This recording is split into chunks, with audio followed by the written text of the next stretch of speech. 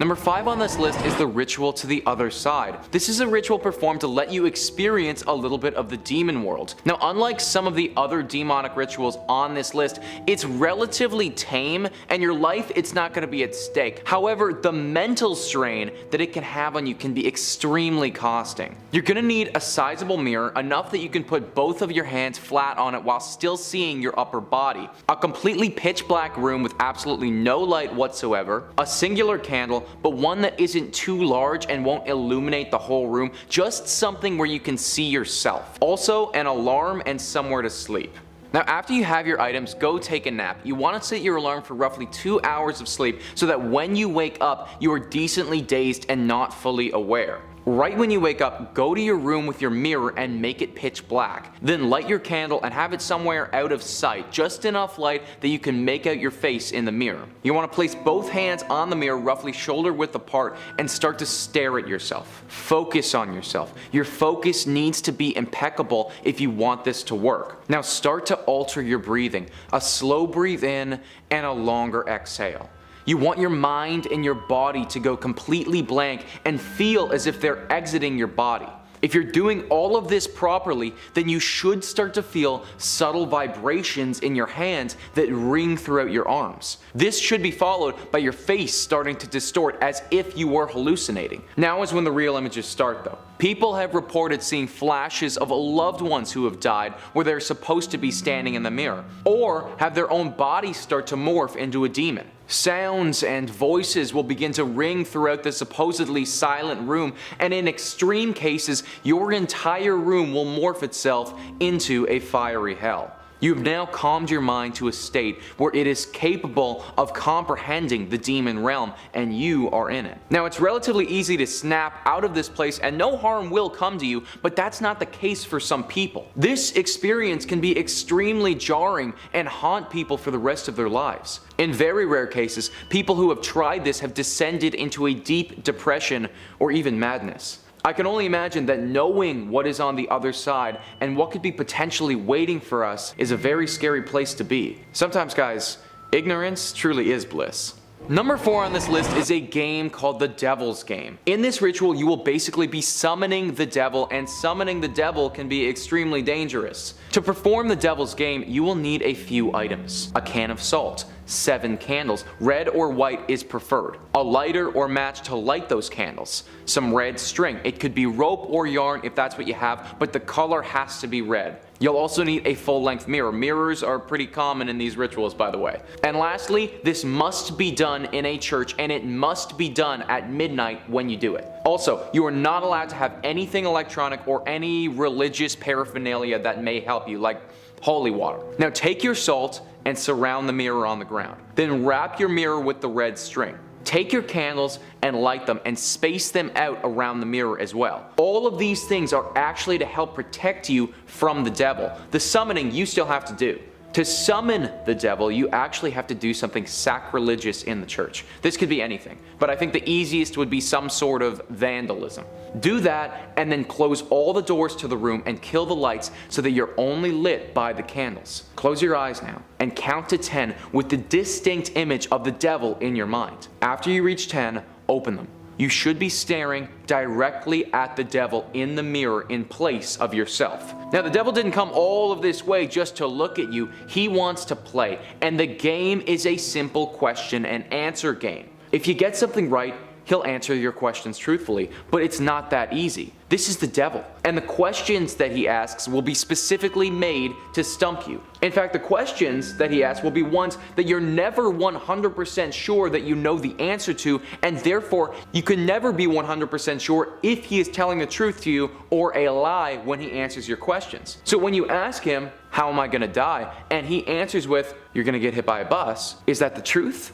Or is that a lie? You're never gonna know, and for the rest of your life, you will most likely be petrified of buses. Occasionally, he will also dare you to do something. Now, this is interesting because if you complete the dare, you will know for certain that the next thing you ask him will be true. If you do the dare, you could ask him next week's winning lottery numbers and he'd have to tell you the truth. But the dare he gives you, it's not gonna be pleasant. Self-harm, hurting those that you love, completely going against any morals that you thought you had. Those are all completely on the table. You could stand to gain a lot from this game. However, you could also stand to lose a lot or gain absolutely nothing at all, just a bunch of paranoia. Anytime you summon the devil, it's a bad idea, and the devil's game is no different. Number 3 on this list is the gambler's game. Now honestly guys, this is actually one that I would be very interested in as somebody who likes to gamble. This one kind of sounds fun. However, you gotta know your life will be on the line, so probably not the best idea. How it works is super simple. You will need a deck of cards, a quiet room, a table, and 2 chairs. You want to set the table up so that there's nothing on it except for the pack of cards and chairs facing across from one another. Sit in your chair and look at the empty one across the table from you. Open up your cards and shuffle them thoroughly. Do not try to cheat. You have to play fair. At the end of the day, you are gambling here. Now the game that you actually play is up to you, so you might have a slight advantage there. However, it's said that the gambler, who you're going to play with, prefers blackjack and may even take it easy on you if that's the game you choose. Pick the game and deal out the cards to yourself and to the empty seat. Now very simply, look across at your invisible partner and say, let's play. If the gambler feels like playing, then you should feel a chill in the air, like a strong breeze. That means that he's across the table from you now and you can continue. You won't be able to see him, he will still be invisible. Also, if you don't feel a chill in the air, don't bother continuing, there won't be anybody there. Once he's there though and accepted to play with you, the wager from your end is your life. Proceed by playing the game as you would. You'll have to move his hand for him, but once again, don't cheat. You will die if you do. If the game progresses and you lose, then the gambler won't waste any time at all. You will be killed on the spot. If the game progresses though and you win, and this is the good part, you can now take the top card off the deck and cut open your index finger on one hand. Once you've drawn blood, then congratulations, that hand is now your lucky hand. If you head to a casino and you play blackjack and you pick up the cards with that hand, you will turn a mate hand. If you throw a die, same deal, they will land on your number. Basically now you have exceptional gambling luck for the rest of your life, and you could in turn become extremely rich. You still shouldn't do this though, because you are betting your life to begin with, and you could very easily lose to a professional demon gambler. But the reward at the end is amazing. Now all this could just be a major hoax on the internet. Like if you think about it, he's invisible the whole time and you just have to move his cards. Like that's basically just solitaire. So I'm not totally sure, but we might never know, because I personally do not want to risk my life and test the theory. Number 2 on this list is the Dry Bones Ritual. This game is super similar to the Midnight Man game, if you've ever heard of that one. The idea is pretty simple. Hide and seek with a demon with potentially life or death stakes. That, in my opinion, doesn't sound so great. However, if you win, then you do get something pretty special. It's said that if you're able to win this hide and seek game, then the demon Dry Bones will grant you one wish of your choosing, so you could stand to gain quite a bit. If you're gonna do this, then it has to be done at exactly 12:01 a.m. You have to make sure that every door in your home is firmly locked. This goes for the windows as well. All electronics, lights, radios, anything that is typically plugged in, that has to be turned off as well. Once this is done, focus your mind on the wish that you want. It has to be something realistic, because it's going to show up outside your door when the game is over if you win. Once you've done that and made it clear in your brain, light a match. If this match doesn't burn out in less than 15 seconds, so it has to stay lit for 15 seconds, then Dry Bones has decided that it will play with you tonight. Now, lie on the ground and say, I am aware of your presence, and I welcome you into my home, but not my body. Come now. If you hear a deep echoing moan, then it is on its way. It's at this point that you would better run and you better hide, and you gotta make sure that it's good, because you have to stay hidden until 3 a.m. that same morning. If you are capable of lasting until 3, then come out and say, thank you for playing, but please leave now, you are no longer welcome. You have then won the game, and you can now go find your wish granted outside of your home. If it finds you in that 3 hours though, no one actually knows what happens. You might die, you might be petrified, maybe something nice even happens, I'm not sure. Although I certainly would not want to be the person to find out. Number 1 on this list is Blue Baby Blue. Now Blue Baby Blue is very similar to Bloody Mary, except now you'll be summoning a demon baby, so that's something, I guess. As with many of these rituals, this will be taking place in a dark room with a mirror. Now the dark room actually has to be a bathroom because you're gonna need access to a toilet. If you don't have a toilet, then you're probably gonna die. Here's what you have to do. Go into your bathroom and lock the door. Turn all the lights out so that you should be in complete darkness. Now you will need just a slight bit of light to see some sort of reflection in the mirror, so either wait for your eyes to adjust or I guess bring in a very small candle with you. Now stick out both of your hands as if you were holding something in front of you. Look into the mirror and repeat this 13 times. Baby blue, blue baby. That's 1. Do that 13 times without fail, which is actually kind of hard. Baby blue, blue baby, baby blue, blue baby. Yeah, that would be difficult. But if you make a mistake and trip up on your words, then it said that it won't work. So you're gonna have to start again if you do that. If you do make it through that part of the ritual, then in your outstretched arms, you should feel a weight has just formed. You won't be able to see it, but you will very clearly feel that you are now holding a demon baby. Now you have to make sure that that thing is far away from you, because if it's close enough, then it's gonna scratch, it's gonna claw, it's gonna rip out your hair. It's not a pleasant baby. After a little while of feeling the weight in your arms and hopefully it not clawing the crap out of you, you're gonna start to hear crying coming from inside your head. This is your cue to take the baby, drop that thing in the toilet, and flush it out of here. It's said that if you don't do that part fast enough, kind of similarly to our previous example with the matches, then you're gonna be in trouble. If you wait a little bit too long, then a hideous looking woman is gonna appear in the mirror. She's gonna stare straight at you and yell, "Give me back my baby." That scream is said to be so loud that it will break the glass of the mirror, and then she will step straight into your bathroom and murder you. Definitely not a good freaking time, if you ask me. Number 5, the eponymous elevator game. The elevator game. Eponymous, the titular one. This is the one that inspired the video. It's sometimes referred to as the elevator to another world game, but we all know it as the elevator game, plain and simple. It's a paranormal game that's picked up a bit of steam online, becoming a viral challenge on TikTok to paranormal enthusiasts and elevator fans alike. The game is believed to have originated from Korea as a possible sequel to Squid Game. It involves a series of steps and floor selections in a specific order in an elevator that supposedly unlocks a doorway to another dimension, or it brings something supernatural into the world. It's kind of like a cheat code for ghosts. 2 up, 2 down, left, right, BA start, and then a ghost appears. To play, the participants need to follow the instructions very carefully. Now I will list them here, but let me just throw this out there. Top 5 Scary is not at all responsible for any hauntings that might occur from you doing any of this elevator game. You go out and do this elevator game, you bring a ghost into your world, that's on you. I had nothing to do with that. Now you gotta choose a building with 10 floors or more, make sure you're the only person in the room, and enter the elevator on the first floor alone. You press the buttons in this order: 4th, 2nd, 6th, 2nd, 10th. Get out if anybody interrupts you. So I guess you also need to find a building that's like abandoned, or book off time for nonsense in the building. Arrange it with the building manager. On the 10th floor, a ghostly presence is said to enter the elevator with you. Some accounts suggest that the presence may appear as a woman, while others describe it more as like a sudden feeling of intense fear. Also, this part is super important. If by any chance you see a woman enter the elevator on the 5th floor, do not acknowledge her and get out of Dodge.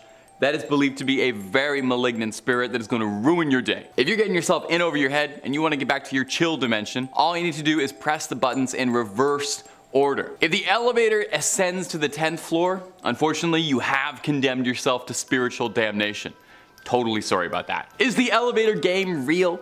Is it just the latest in a viral challenge? I live in a basement, so I can't practice the elevator game for myself, and I don't particularly want to. But perhaps the mystery behind the Tower of Terror can be solved by you. And if you're looking for more stories of supernatural happenings, cryptids, ghouls, goblins, aliens, conspiracies, basically anything that freaks you out, we've done a video or 2 on it. So please hit subscribe if you'd like. Hit that little bell as well so you don't miss a single scream, but would you kindly do that at the end of this video? I got 4 more freaky elevator games coming up for you right this second. It's just about to reach our floor. Number 4, Hitori Kikurenbo. Now this next one isn't literally in an elevator. I'm so sorry. It would elevate your stress levels, right? Do you guys buy that? Is that a good enough segue? The rest are gonna be about elevators, I promise. Hitori Kikurenbo is a Japanese spin on hide and seek that involves playing a game of hide and seek by yourself. I Played that a lot in middle school. This version you play with a doll with the hopes of getting a spirit to possess the doll. Here's the steps for Hattori Kakarenbo. Now again, really want to hammer this home. We're not liable for any hauntings that might occur, but I also do want to throw out there, if you're following my instructions, like a guide on the internet on how to summon a spirit into a doll, I'd say that's a little bit your fault, just like a tiny bit. So first thing, you need to find a doll, a stuffed toy, a collector's Black Series Wave 5 Darth Vader action figure, whatever you have around the house, anything that has limbs that could move. You need to remove stuffing from the doll and fill it with offerings connecting it to you. Nail clippings, hair, spit,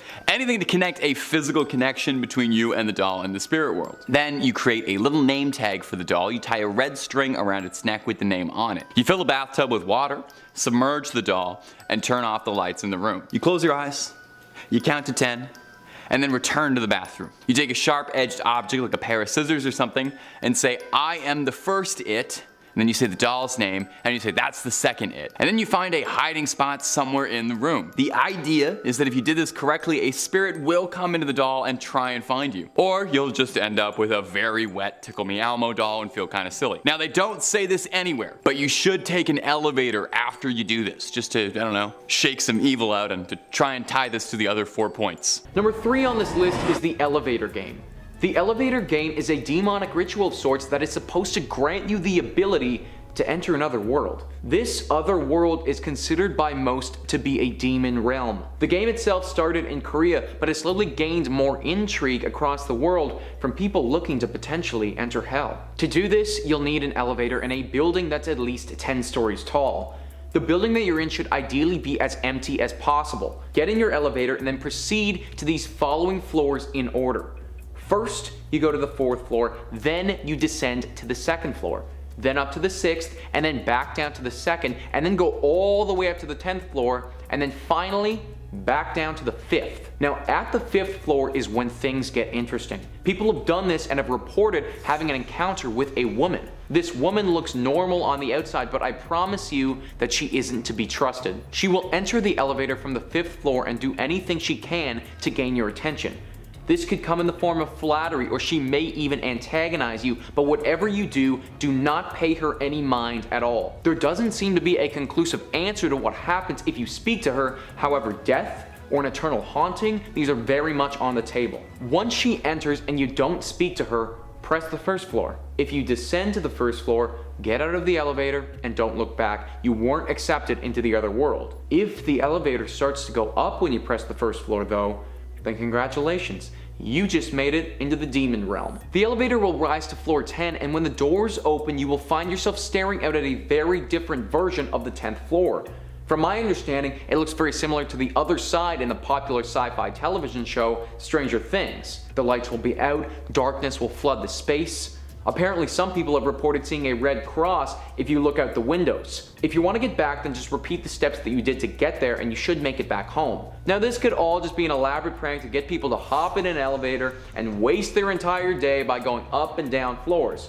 Because if somebody hops in the elevator, then you have to stop and do it all over again. However, in 2013, a Canadian student died in an elevator, and when people watched back the footage, she was acting very strangely in the elevator prior to dying, almost as if she was being possessed. None of these rituals are an exact science, and anytime you attempt to go to another world, expect there to be some potential consequences. Number 2 on this list is the 3 Kings. The 3 Kings is a ritual that should transport one person to an unknown dimension where they may get clarity on their past or future. Now for this ritual, you're gonna need a lot of things to make it work.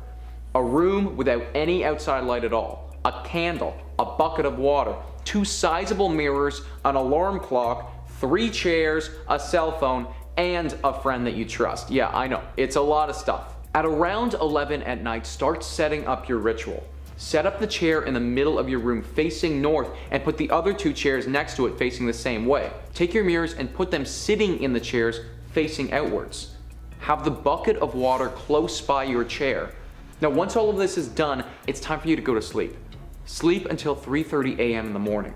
You must wake up precisely at that time and then head over to that room. Close the door and sit in the middle chair with your candle now lit. You should have your friend waiting outside of the door of the room that you're in. Now if all of this has been done correctly, this is when you should start to hear some voices. They'll be coming from the mirrors on either side of you, but it's very important that you do not look at these mirrors or make eye contact with whomever is speaking. You just have to keep staring ahead and try to stay calm. One of these voices will be the fool and one will be the queen. You in this scenario are the king. Being the king, you are allowed to ask questions that you would like to be answered. One of these beings will answer the questions. The problem is that you're never going to know who is who. The queen will tell you the truth, whereas the fool will lie to you.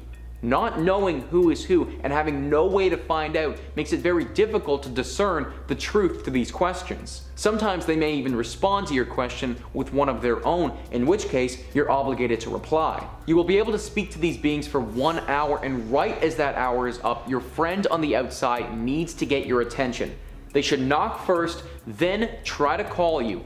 If you haven't responded to either of those, they need to come inside and throw the bucket of water on you. You may not respond to any of these initially because it's said that this ritual can bring you into a very deep trance. A trance that makes that hour you're sitting there feel like an eternity. An entire lifetime where you're stuck in your own mind sitting in that chair. Considering you don't even know if these answers are true or not, the risk is just not worth the reward for this ritual. Number 1 on this list is the corner game. This may be classified as a game, however it is basically a summoning ritual to bring a demon or ghostly spirit to our world. You can't perform this one on your own. You're going to need to have 4 people in total if you want to do this. You're also going to need access to a house without anything living in it other than you and your 3 friends. Turn off all the lights in your building or your home except for the ones in the room that you've chosen to perform the ritual. This room that you've chosen to do your ritual in, it has to have exactly 4 corners. Can't have any more, can't have any less. Head into your room and speak your name 3 times as you enter. Now before you enter the room, you'll have chosen a speaker. From here on out, after you've said your names, they are the only person that's allowed to say anything. Once you're inside and you've all repeated your names, close the door and turn off the lights. Everyone has to go to a corner of their choosing now and face into it with their backs to the center of the room. The speaker will then count to 3, and after they have done so, everyone has to move to the next corner of the room in a clockwise direction without looking at the center of the room. Do this exactly 4 times so that you end up in the same corner that you started in. Once this is completed, you will feel the presence of a figure in the center of the room.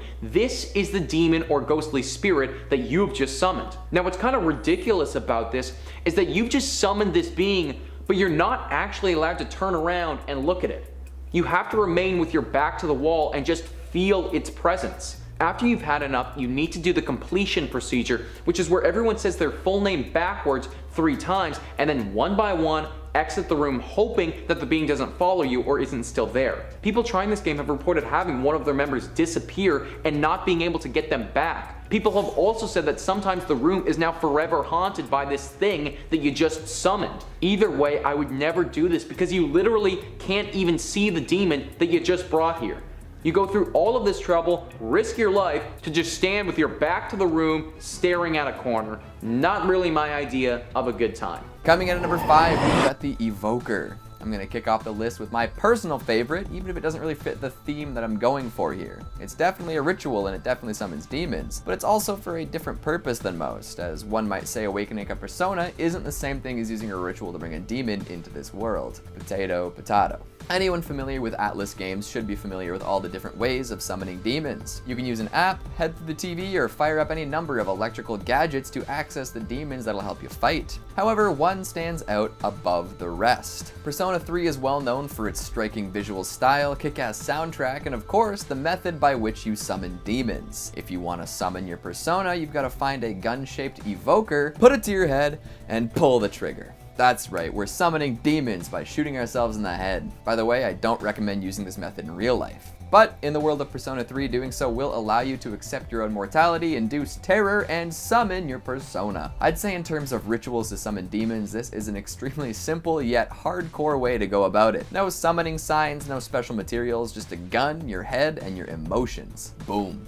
If only summoning demons was always that simple. Many folks are only able to summon one particular persona, but the protagonist in Persona 3 can use all sorts of demons to their advantage. So in this case, using an evoker can have all sorts of different demonic results. Not bad. Coming in number 4, we've got finding a meat suit for Samhain. Plenty of demons get summoned through the many seasons of Supernatural. Some need folks to draw symbols, light candles, and recite incantations. Others require that a bowl of assorted ingredients and blood be lit on fire. Then there's the ritual to summon Samhain. This one gets really specific. First, it should be known that this demon can only be summoned once every 600 years, so be sure you've got the right calendar before starting. Most times you bring him about, you'll need a few super strong magic users. Also, it's important that whoever's going forward with this summoning ritual hides themselves from angels. Samhain is powerful enough that the celestial beings of light need to be watching at all times. Then you've got to sacrifice 3 people over the course of 3 days. Of course, the final blood sacrifice has to happen on Halloween. When else would you complete a crazy summoning ritual? Thanksgiving? Grow up. During this time, some more classic ritual stuff needs to happen. Blood is to be collected in a chalice. An old Celtic incantation is chanted. There are black candles, goat skulls, pentagrams, and special minerals. And this isn't some little piddly summon, it's a crazy one. If you get all the steps right, then the earth will crack and Samhain can arrive, taking full possession of his meat suit. Isn't that a fun phrase, a meat suit? And right back to the Halloween requirement, Samhain is the origin of Halloween. We wouldn't be celebrating the holiday without him. Of course, bringing him to life means that we'll be dealing with a few more ghosts, ghouls, and zombies than usual, but I suppose that is to be expected around Halloween. Number 3 on this list is the Ouija board.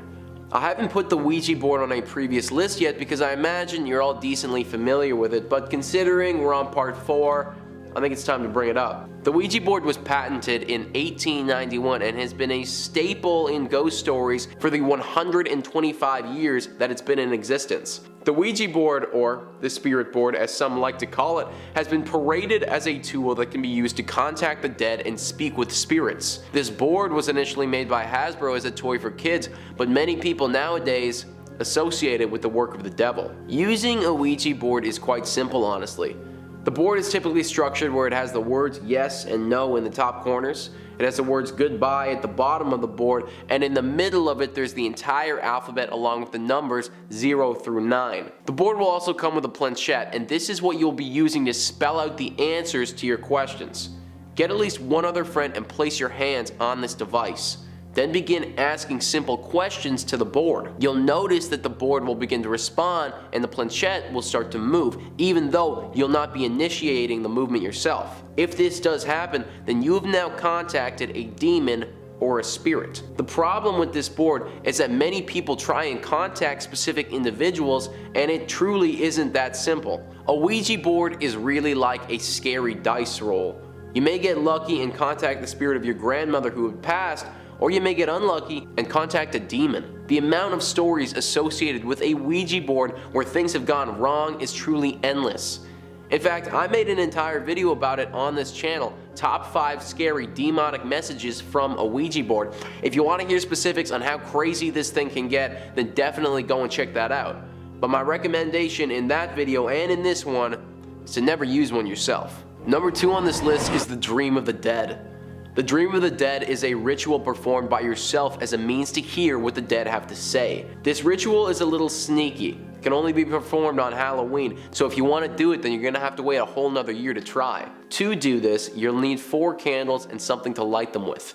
Salt, an alarm clock, a picture of the person you want to connect with, and a safe place to sleep. You'll want to start setting up your room at around 9 p.m. on Halloween night.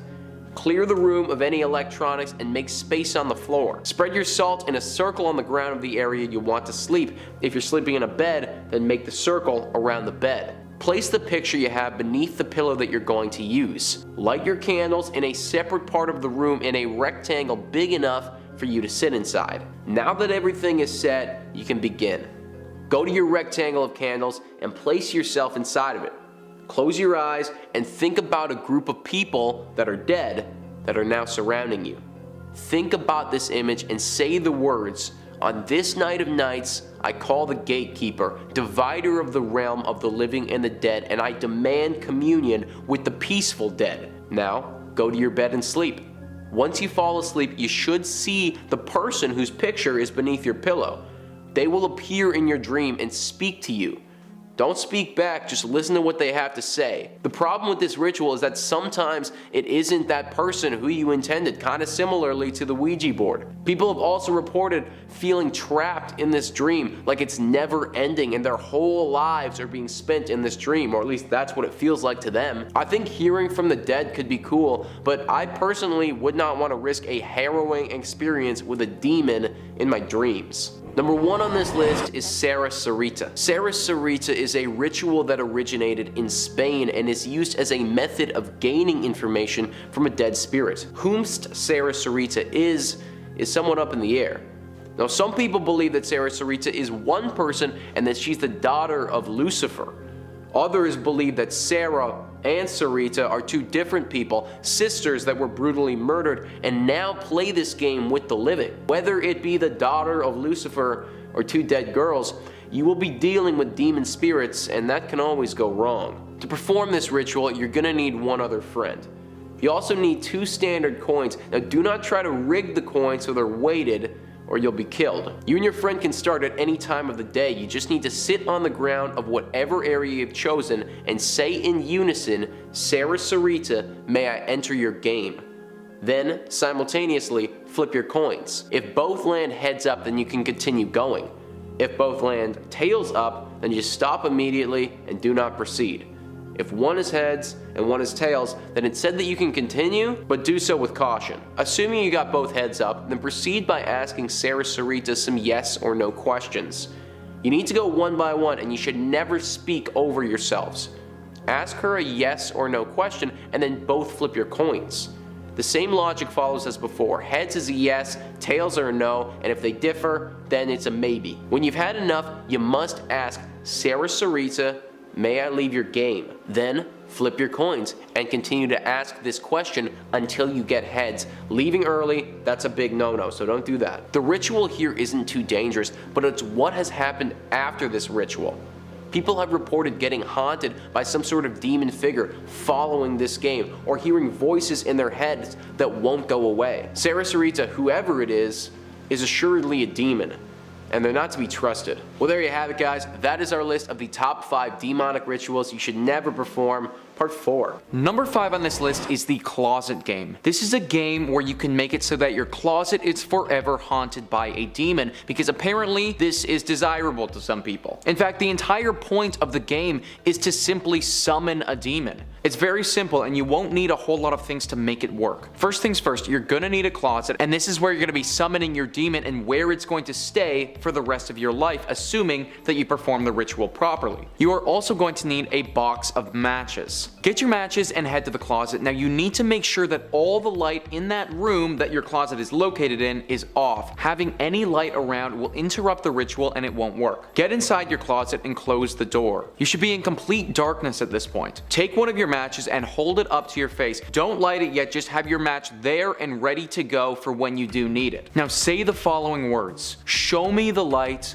or leave me in darkness. Those are the words, and once you say those, you should begin to notice a serious presence in your environment. You will start to hear whispers as if somebody is standing behind you and whispering in your ear. The second that you hear that, and this is very important, you have to light your match immediately. It's said that if you don't light it quickly enough or at the exact right moment, then the demon that you have just summoned to your closet will grab you from behind and pull you back into the darkness. Now, assuming that you did light your match okay and you haven't been pulled straight back to hell, then the whispers should stop and now you can safely exit your closet. However, now your closet is literally forever haunted by that demon. So yeah, this is gonna go on the should never perform list for me, because literally best case scenario is that you survive the ritual and now you just have to forever fear going and getting clothes from your closet. Number 4 on this list is the 11-mile game. This game is actually done in your car or on your motorcycle, so a little change from our standard get in a room and turn the lights off sort of ritual. That being said though, it does have to be performed at night, and you also have to be alone in your vehicle. You're gonna have to take your car out into the woods, drive down the wooded roads, and keep your mind open. Eventually you will come upon a road, and you're gonna have to recognize that this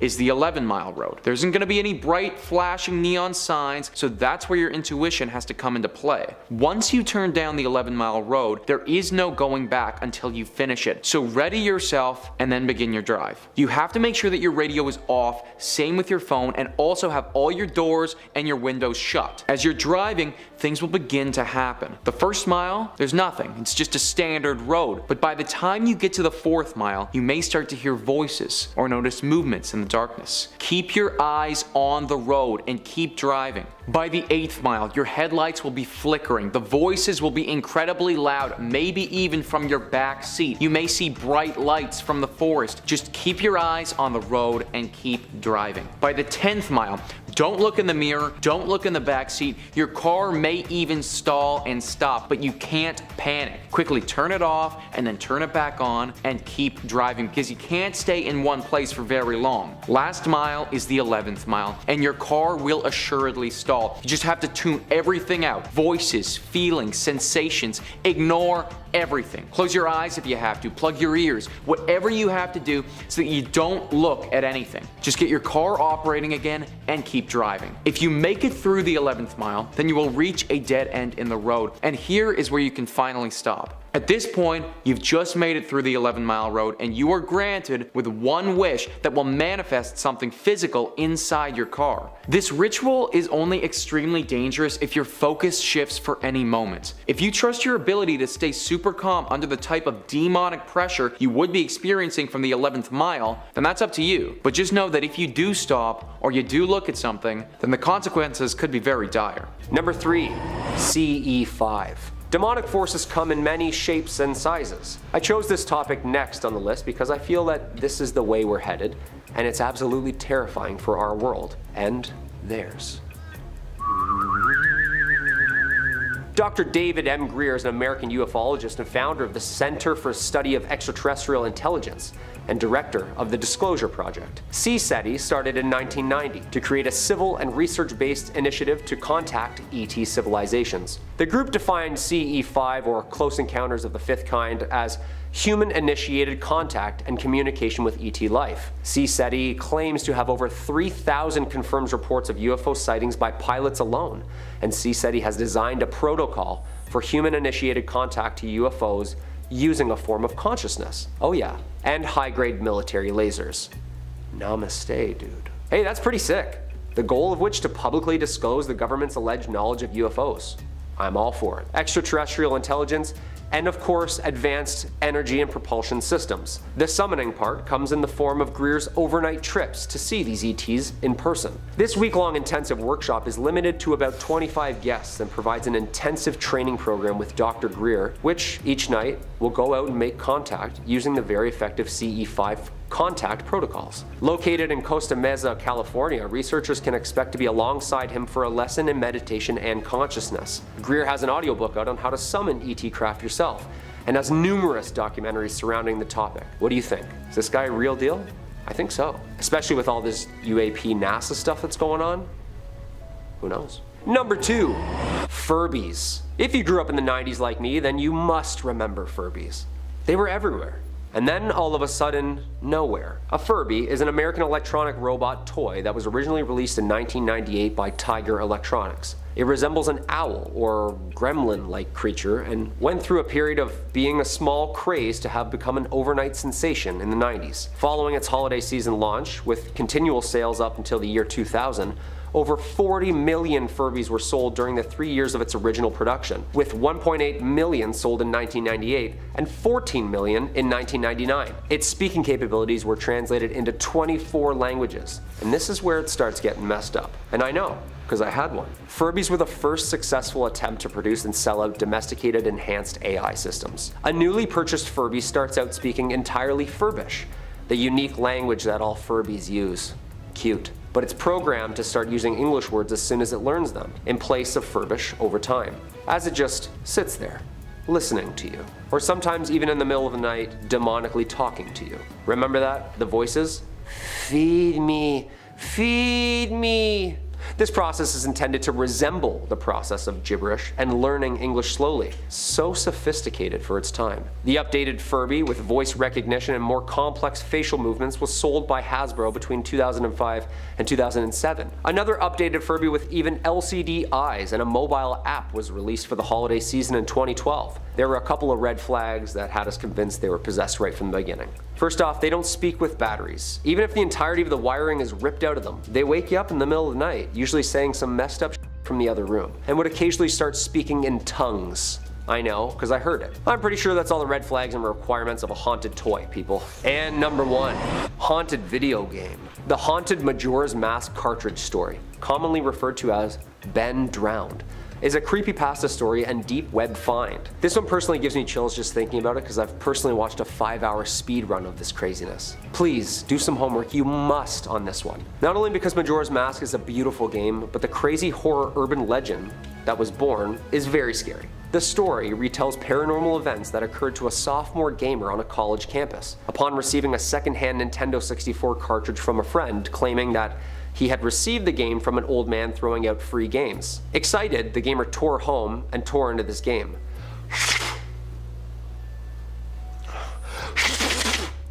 But then, he begins to notice misplaced and missing graphics, added scenes, and even strange connections to a boy named Ben, who was said to have died 8 years before, from within the game.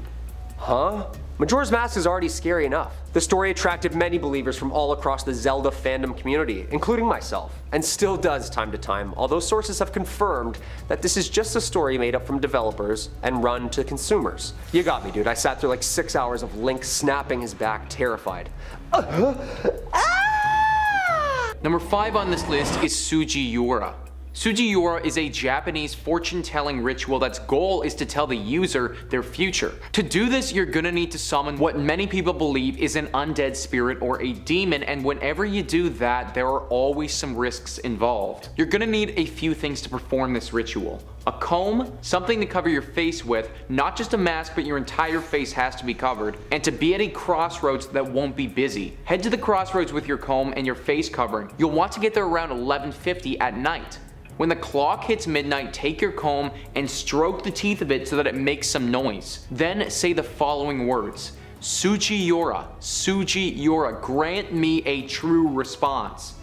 Now wait, it may take a little while, so you have to be patient. If nobody approaches the crossroads or someone you know approaches the crossroads, then sadly the ritual did not work and you can go home. If a stranger approaches though, then it did work, and you have just summoned an undead spirit. Once you see them in the distance, immediately throw your face covering on. When you feel their presence beside you, kindly ask them to tell you your fortune. They should do so and you will receive an insight into what is to come. The thing about fortunes though is that a lot of times you're not gonna like what you hear. We always have these lofty expectations that assume life will always be better than it is right now. Well, what if you knew for certain that it's actually gonna be worse and there isn't anything that you can do about it? That's one of the reasons why you shouldn't do this ritual, because knowing what comes can take the meaning out of life. This is also a demonic ritual where you're summoning an undead spirit. It doesn't always go the way that you want it to, and on occasion people have reported that the spirit that they summoned wasn't the one that they expected. Similar to how demons can hijack Ouija board experiences,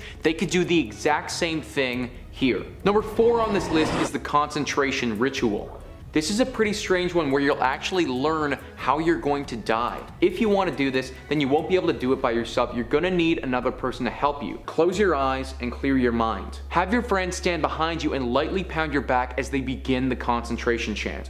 Now for this video, I'm not going to go through the entire chant because it's actually really long, but to sum it up, there are 5 verses that act as a way of hypnotizing you and sending your spirit away from your body.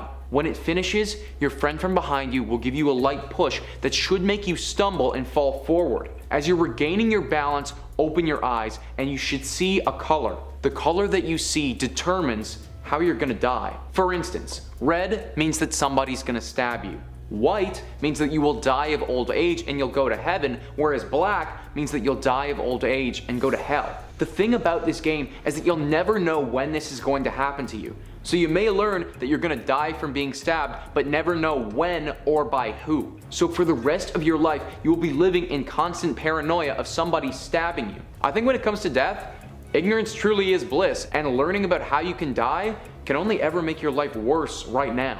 Number 3, the doors of your mind. Look, if you stormed out of the video early because there hasn't been enough elevator content, I'm sorry. There'll be loads of content for the hoist heads and dumbwaiter devotees out there, and this one's coming up. This next game is called Doors of Your Mind and involves achieving inner bliss inside an elevator, which I think Steven Tyler claimed to have reached a few times. If done properly, this should liberate your consciousness from the weakness of your flesh into the astral planes above of pure ethereal bliss. You find a suitable elevator in a quiet and undisturbed location where you can have some privacy. Basically, any Holiday Inn around the world you can do this in. Enter the elevator alone and ensure that you have control over the elevator's function. And then enter a meditative state. Close your eyes, take big deep breaths, and free your mind and body. Visualize the doors. In your meditative state, visualize the doors of your mind. Imagine that these doors will lead to different levels or aspects of your consciousness. As the elevator ascends or descends, visualize stepping out into different floors representing different aspects of your mind. These floors could reference your memories, your fears, your desires, or any other elements of your personality. Once you think you've come pretty close to spiritual enlightenment and you're ready to end the game, visualize returning to the first floor of your mind and exit that elevator. Take a moment to ground yourself, return to your normal state of consciousness. You did it. And then, like, I don't know, vibe out on the couch for a bit. Put your feet up, watch some Family Guy or something. Turn that brain right back off. Number 2, the Black Room Curse. The next paranormal elevator game you probably should not get yourself involved in is called the Black Room Curse. Does that not sound just a tiny bit like that's an amazing, like, Nick Cave and the Bad Seeds B-side? The Black Room Curse? Oh, in the depths of night where shadows dance, there lies a realm of darkness, it's a mystic trance. Oh, the Black Room Curse, it beckons and taunts, it's a haunting melody with a sinister want. Give him a call. Anyway, the Black Room Curse is another spooky elevator game you shouldn't play. You enter the elevator throughout the game, advised to do this at night where less people are around to catch you. You gotta press the sequence of buttons outside the elevator in a very correct order. Now this exact sequence can vary, but when inputted correctly, you should arrive at your true destination, the mythical Black Room, like something out of a David Lynch nightmare. What is the Black Room? Well, it's unknown. I've never been there, but it's said to be a supernatural plane of existence that's only reachable by commercial elevator. The Black Room is a place where entities manifest, where you can expect disembodied voices, strange visions, overwhelming sense of dread, and even outright contact with hostile spirits from beyond the void. Now, it's not the world's best idea to spend too much time in the Black Rooms, make the wrong move, and suddenly you're in there for the next 25 years. So to return to safety, to your chromatic dimension where rooms can be any color, reverse the sequence that got you into the Black Room. But be careful. Inputting it improperly could result in you getting trapped there, or way worse. You don't want to know what evil is lurking in the Black Room up there, just waiting for you to make the wrong move. So maybe press that door open button a few more times and not mess with it. And number 1, the Mirror Game. Our last supernatural game to play in an elevator, or hey, never play in an elevator, is the Mirror Game. Mirrors are often connected to rituals of the supernatural and demonic because it's believed that they hold a powerful symbolic magical connection to things across the void. I wouldn't know. I don't spend a lot of time looking in them. I get freaked out by that other guy in there. Now the Mirror Game here involves you bringing a mirror into an elevator, and if done correctly, supposedly will allow the would-be spellcaster a glimpse into alternate realities, or to even summon a supernatural presence into our world. Begin by entering the elevator alone and bringing multiple mirrors. These can be anything: dollar store handheld mirrors, rear view mirrors you broke off dad's Corolla, particularly sharp bits of glass that are reflective. If it reflects, it's gonna work for the purpose of this game. You gotta arrange the mirrors then in a way within the elevator so that they all reflect on each other. And this creates a seemingly infinite reflection effect, amplifying the potential paranormal impact. As the elevator ascends and descends, maintain your focus on the mirror's reflection. It's said that the continuous reflections can create a portal to another dimension, but it also probably just looks like cool as heck to look into. Pay attention to see if there are any anomalies within the reflected image. Perhaps you'll see something distorted. Perhaps you'll see something that was never meant to be seen in our world at all. Once you're done and you've got yourself satiated with paranormal goodness, collect your mirrors and ground yourself in a safe floor. Make sure you don't accidentally perform one of the other rituals or games in this list and end up stuck in the back rooms or anything. Once you're done, scoop up all your mirrors, put them all away, relax, and take some time to just reflect on your experiences. That's what my degree paid for. That's my $10,000 comedy degree paid for. Number 5 on this list is the Red Book Ritual, or also called the Game of the Red Book. This is another one of our classic rituals where we're going to be contacting a spirit to answer questions and potentially tell us the future. The ritual originated in Mexico and has been part of local Mexican lore for years. As we've seen throughout this series of demonic rituals you should never perform, whenever you contact a spirit, whatever the method, there are consequences. The Game of the Red Book is no different. To perform this ritual, you'll need a red hardcover book that you've never read with no pictures in it. At least one candle to light whatever room you choose to perform your ritual, and at least one other person to perform that ritual with. Head into your room with your partner or group of people that you're going to be doing this with and sit either across from one another or in a circle surrounding the book. Light your candle and have it be the only light in the room. Whoever wants to go first, grab the book, place your palm on the cover of it and say, "Red Book, can I enter your game?" Then, with your eyes closed, flip to a part of the book and put your finger on that page. Open your eyes and read the sentence. If this is a positive sentence, something you'll need to interpret, then you can play the game. If it's a negative sentence, then you're either not permitted to play or you're going to need to try again. Assuming that it's positive, you can now ask a different question to the red book. Repeat the process that you just did, and the spirit on the other side should guide your finger to a sentence in the book that will answer your question. This ritual doesn't seem too dangerous, however there have been stories of people going missing after this game, or the red book not allowing you to stop playing the game, and if you try to leave, bringing on dire consequences. Number 4 on this list is the picture game. This is a demonic ritual where the goal is to capture a ghost or a demon on camera.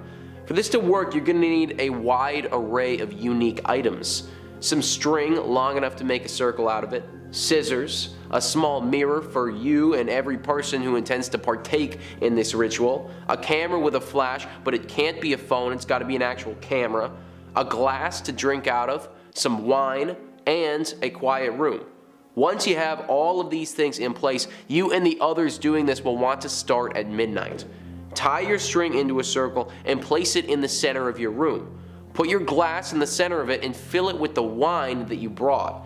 Have everybody sit around the circle and place your mirror in front of yourself facing up towards the ceiling. Now that you're in position, grab each other's hands and go around the circle one by one saying, "I trust you." After you've done this once, you can grab your camera. Now one by one, take that camera and point it into the middle of the circle and say, "I caught you," right as you take a picture. The entire group should do this individually 3 times so that everybody has taken 3 pictures. Don't look at the pictures after you've taken them, just keep going around the circle. Now after everybody's done this 3 times, you once again need to go down the circle and say, "It's time to go home." Once everybody's done this, grab your scissors and cut open the string circle. Take the wine outside and dump it onto a patch of earth. This action ultimately ends the ritual. When everything is done, you can look at your pictures now, and it's said that if you're lucky, you will have caught a ghost or a demon in one or a few of them. All of this seems pretty tame, but there are some risks involved, of course. During the process of the ceremony, there have been reports of people in the circle getting hysterical. So much so that they start crying and losing their minds as if they've been taken over by someone else. This can be excruciatingly painful as well, with reports of people clawing themselves until they start to bleed. If you do manage to get through the ritual without a hitch, then you could come out with a cool photo, but it may not be worth it. Coming in at number 3, we've got entering a basement. This just seems to happen in a lot of horror movies, huh? Some folks head on down into a creepy cellar through a hidden door, and there's an artifact waiting there for them. It might be a book, or it could be an enchanted orb. Touch it, read it, or break it, the results are all the same. Demons. Or ghosts, ghouls, and goblins, but that's kind of beside the point. It happened in The Evil Dead when the Naturam de Monto is found and a recording of incantations is played. It happened in Wishmaster when the fire opal is polished. And it happened and has happened every year for ages in the cabin in the woods thanks to that lovely cellar full of cursed antiquities. The best thing about these demon summoning rituals is that they're so simple, any idiot can do them. In fact, that's probably the expectation in the first place. Why bother with the planning and the learning to draw sigils and the spilling of blood when you can just crack open a book and watch the sparks fly? Plus, with this knowledge, entering any spooky basement immediately becomes step 1 in your demon summoning ritual. There's always the chance you're going to stumble across some artifact that will irrevocably alter the course of your destiny. Isn't that an exciting thought? What kind of demon would you summon from the basement? I like the idea of winding up a cursed music box and dealing with the consequences. Coming in at number 2, you can torture a family. Unlike entering a basement, torturing a family to summon a demon takes a little more finesse. You've got to know and understand the demon you're going for and ensure that the victims really don't know what's going on until the last possible moment. Take the cult in Hereditary. They had this all planned out from the start. Like, it literally took them years to put this summoning ritual together. In the end, we get a lovely saxophone wail by the one and only Colin Stetson, and Paimon finds his way into a proper male host. But how did they make it happen?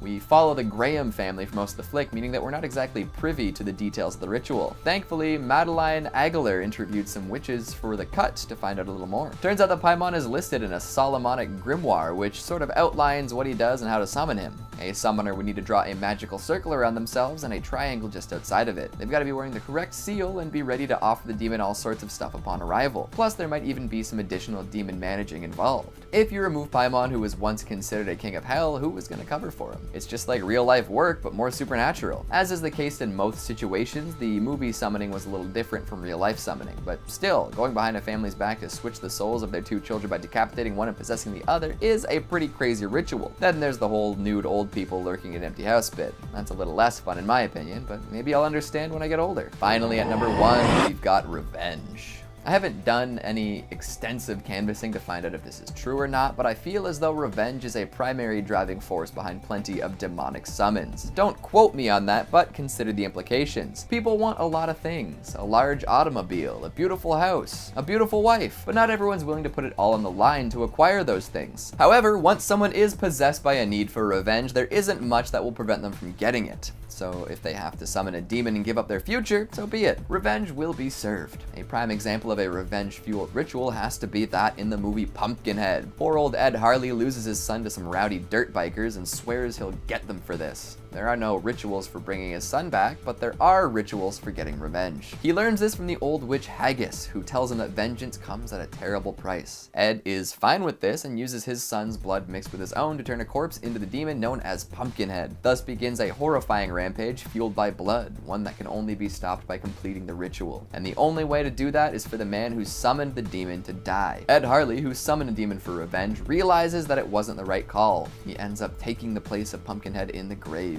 But revenge will bring this creature back again. There's a sequel after all. Number 5, the Ouija board. Starting this list off because, well, this one's pretty obvious, and there's some even weirder ones ahead, so buckle up. The Ouija board is a board game most popularized by teens in the 1970s, when fads were at a heightened time. The Ouija board has earned its reputation over the years, although it was created almost 100 years before that.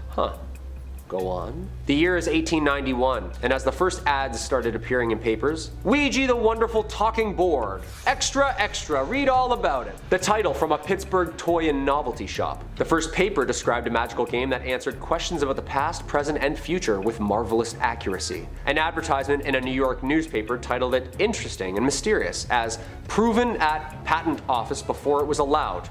Price? $1.50. Okay, so chilling and affordable. A flat board with the letters of the alphabet configured into 2 semicircles. Above the numbers 0 through 9, the words yes and no in the upper corners. Goodbye at the bottom. No batteries included nor needed. A planchette, like a little teardrop shaped tool used to maneuver about the board. Sounds simple enough. The idea was that 2 or more people would sit around the board and place their fingertips on the planchette and ask a question out loud. After a moment or two, the planchette seemed to start moving to the corresponding letters, spelling out an eerie message from who knows where. The origins are messy, and it's hard to pinpoint who or what inspired early attempts at this game and its humble beginnings. It kinda just appeared on the shelves. Spooky. After the 1850s, the Fox sisters of New York had popularized spiritualism, and the US started flooding with the interest in spirituality.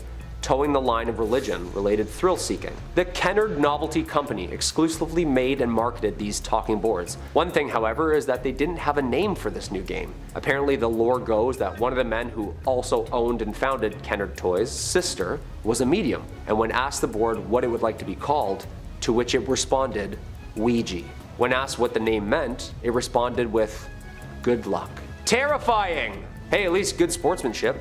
Good lucks and good games? Kinda nice touch before it spells out your fate, no? One thing I know for sure is that I'm never playing this game. Number 4, Hide and Seek Alone. Hide and Seek Alone has gotten some pretty dramatic online traffic throughout the past 20-ish years. Results from people who try it, write about it, and avoid it are all pretty interesting to say the least. Though it's a bit of an elaborate ritual, the game, you summon a ghost into a doll or stuffed animal at around 3 a.m. and then invite the possessed doll for a friendly game of hide and seek. First off, who's doing this? Second off, it's 3 a.m. I'm old. I'm sleeping by this point.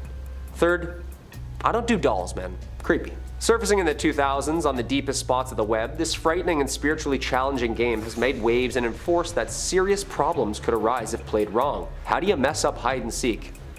Ah, found you.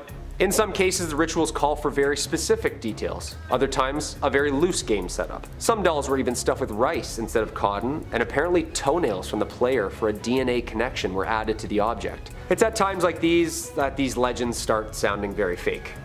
Or do they? Sometimes needing red sewing string to stitch and repair the now ready teammate, the ritual has been started. The game is played at 3 a.m. and some say 3:33 is the ideal time to play, in which the player washes the doll and explains to it the rules of the game and the participants playing. I will hide, and you will come find me. It's always when you're hiding that you all of a sudden have to pee. So bad.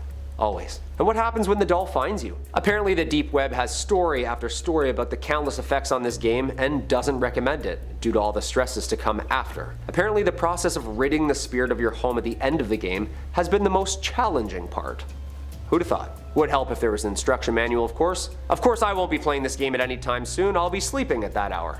Much safer. Number 3 on this list is Veronica's game. Now Veronica's game is a demonic ritual that will summon Veronica, a demon girl who died playing a very similar game many years ago. To get this demon's attention, you will need a few items. A mirror, again, a clock, a quiet room, a candle. This ritual will also require you to perform it at midnight, just like the other ones. Have the mirror set up in your quiet room so that it's at eye level with you. At exactly midnight, light the candle and stare into the mirror. Veronica. Veronica.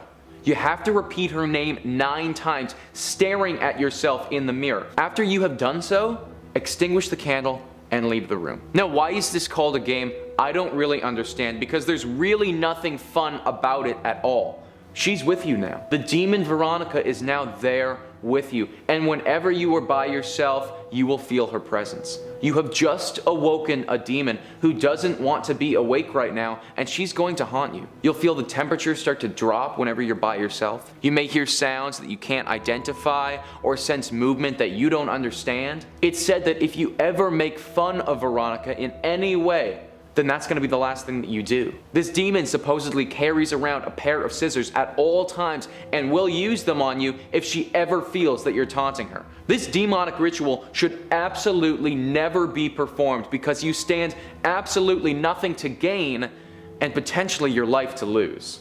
Number 2 on this list is a ritual performed by a bunch of high school students in 1986. Now this ritual has less to do about the otherworldly things that you may summon and more to do with the fact that this is just wrong and you shouldn't ever do this. 12 high school students were linked to a demonic ritual with the goal of praising Satan and cleansing the world of what Satan or these students may qualify as unworthy. These students had found an abandoned house that they painted black and used that as their main base of operations. They painted it black as apparently a way of keeping the badness in and the goodness out. It was here that they had been performing several demonic rituals for months. One of their rituals, though, culminated on the witch's Sabbath. They had been preparing for this day for quite a while, drawing blood circles in their abandoned home, and speaking various incantations to please their devilish lord. The final act, though, involved a sacrifice. On the witch's Sabbath, one of the 12 high school students, a 15-year-old, snuck into an older student's bedroom with a shotgun and used him for the sacrifice. Yeah, this entry gets kinda real. This was their demonic sacrifice meant to appease the devil. Now, I can't say for certain whether the actual ritual worked because there's currently no known knowledge on that. But what I do know is that the 15-year-old and those involved went to jail for a very long period of time. I also know that a 17-year-old boy who had absolutely nothing to do with anything died. Like I said, this one on the list is less about what you may summon and the consequences with that, but more about the fact that you should just never do this. And the fact that people thought this was a good idea, it's just complete insanity. Number 1 on this list is a ritual performed by 2 high school students, Mike and Sid. Now, although Mike and Sid kind of sounds like a great name for a sitcom or like a really good cop show, these guys get a little bit darker than that. Longtime high school friends and big fans of the horror movie genre in general, one evening they stumble upon a ritual on a deep part of the internet. The goal is to summon a demon. Even though the boys have a deep respect for demons and don't want to mess around, it's promised online that this demon will be thankful for being summoned and won't cause you any harm. What you need for this ritual is a frog and a specific incantation in a language called invoking. I couldn't find the specific incantation that the boys used, and frankly, I mean, it's probably a good thing that this information is difficult to locate. Grab your frog by its hind legs. This is gonna be difficult because it has to still be alive when you are doing this. Stick it directly into sunlight and begin to speak your invoking incantation. Now, I kind of hate this next part because I love animals, but as you're speaking your hex, kill the frog. Let the blood of the frog drop to the ground. If your spell is working, then you will notice pretty rapidly that the frog itself will start to wither up and shrink. Now, it's said that this should summon a demon in front of you. However, when the boys did this, that's not what happened. Sid was watching as Mike uttered the final words to their ritual. After it was done, Mike stood there for a moment, silently, with the dead, withered up frog in his hands, until he twisted his head 180 degrees backwards and stared directly at Sid with his eyes rolled completely back in his head. Then, without warning, he lunged after Sid in a fully unnatural, inhuman way, spitting and cursing as he did. Sid dodged him and ran out of the house as fast as he could, not stopping for 10 whole minutes. After an hour of waiting and regaining his courage, he carefully made his way back to go check on his friend. Mike was lying completely naked with scratches all over his body, unconscious in the middle of the basement. When he woke up, he had absolutely no memory of the entire incident at all and doesn't know how he got there.